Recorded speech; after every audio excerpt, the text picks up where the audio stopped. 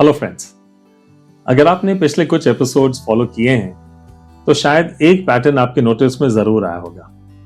हर जगह प्रॉब्लम अलग लग रही है। कभी डेलीगेशन इशू, कभी कंट्रोल इशू, कभी कॉन्फ्लिक्ट इशू, तो कभी डिसीजन इशू। लेकिन अगर थोड़ा जूम आउट करके देखें तो एक अनकंफर्टेबल रियलाइजेशन आती है। प्रॉब्लम्स अलग नहीं हैं, पैटर्न सेम है। और वो पैटर्न क्या है? सिस्टम डिजाइन इनकम्प्लीट है। आज का एपिसोड इसी क्लैरिटी के लिए है।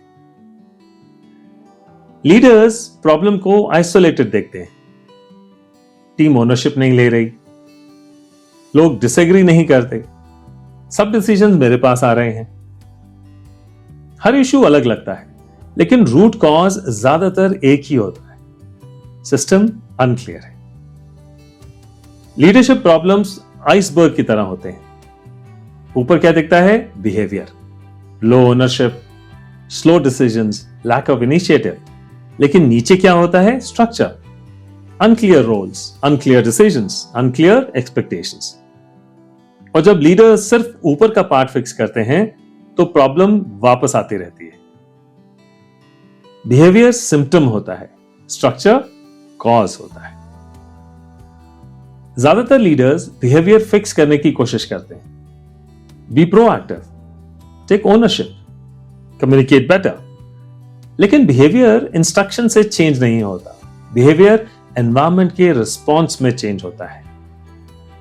लोग पेड़ की तरह होते हैं और सिस्टम सॉइल की तरह, मिट्टी की तरह। अगर पेड़ वीक लगता है तो आप उसे पुश नहीं करते, आप मिट्टी चेक करते हो, क्योंकि वीक प्लांट अक्सर वीक मिट्टी का नतीजा होता है। आप लोगों को पुश करते रह सकते हो या सिस्टम को रीडिजाइन कर सकते हो। हर टीम के अंदर एक इनविजिबल सिस्टम होता है। डिसीजंस कैसे लिए जाते हैं, डिसएग्रीमेंट्स सेफ है या नहीं, अथॉरिटी कैसे फ्लो करती है, अकाउंटेबिलिटी कैसे डिफाइन होती है। अगर यह सिस्टम अनक्लियर है तो बिहेवियर अनस्टेबल जरूर होगा। सिस्टम इलेक्ट्रिक वायरिंग जैसा होता है, एक सर्किट के माफिक। अगर वायरिंग क्लियर है, क्लीन है, तो करंट स्मूथली फ्लो करेगा। अगर वायरिंग फॉल्टी है तो स्पार्क होता रहता है, शॉर्ट सर्किट होता है, और कभी कभी पूरा सिस्टम ट्रिप कर जाता है। और लोग क्या करते हैं? स्विच को ब्लेम करते हैं, ना कि वायरिंग को check.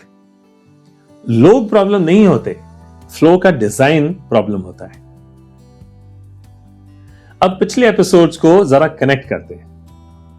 Delegation episode 10, capability issue नहीं था, ओनरशिप डिजाइन मिसिंग था।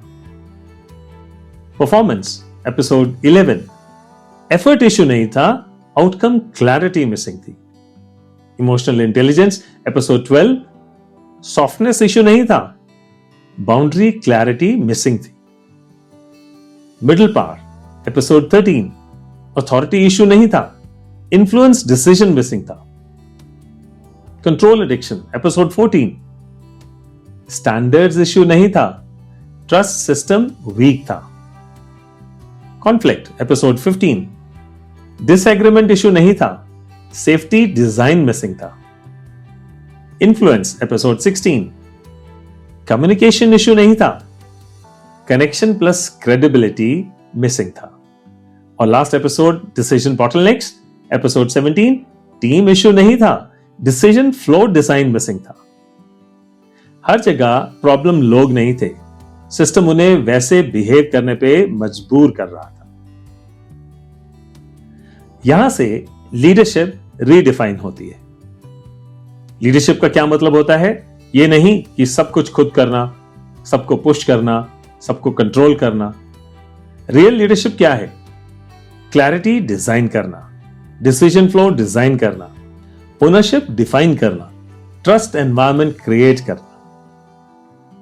सिटी का ट्रैफिक सोचिए, अगर सिग्नल्स क्लियर हैं, रूल्स डिफाइंड हैं, फ्लो प्रिडिक्टेबल है, तो मूवमेंट स्मूथ होगा।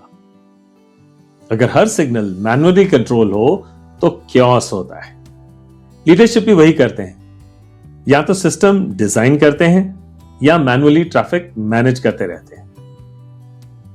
लीडर का काम करना नहीं, फ्लो डिजाइन करना होता है। कॉर्पोरेट में इसका असर दिखता है प्रोसेस पर, जो कि हैवी हो जाती है और क्लैरिटी मिसिंग होती है। और फाउंडर में स्पीड हाई होती है लेकिन स्ट्रक्चर मिसिंग होता है। दोनों का रूट कॉज है सिस्टम इनकम्प्लीट होना। अगर आपको लग रहा है कि टीम स्लो है, लोग अलाइन नहीं हैं, डिसीजन स्टक हैं, तो एक सिंपल रिफ्रेम ट्राई कीजिए। प्रॉब्लम लोगों में नहीं है, सिस्टम के डिजाइन में है। और एक और बात याद रखिए, जैसा सिस्टम होगा वैसा बिहेवियर आपको मिलेगा। जब आप सिस्टम देखना शुरू कर देते हो तो लीडरशिप इजियर नहीं होती, लेकिन क्लियरर जरूर हो जाती है। और क्लैरिटी ही कंट्रोल से ज्यादा पावरफुल होती है। यही डिफरेंस है रिएक्शन बेस्ड लीडरशिप और आर्किटेक्चर बेस्ड लीडरशिप के बीच। और वही डिफरेंस है एक मैनेजर और एक एम्पावरमेंट आर्किटेक्ट के बीच। जय हिंद।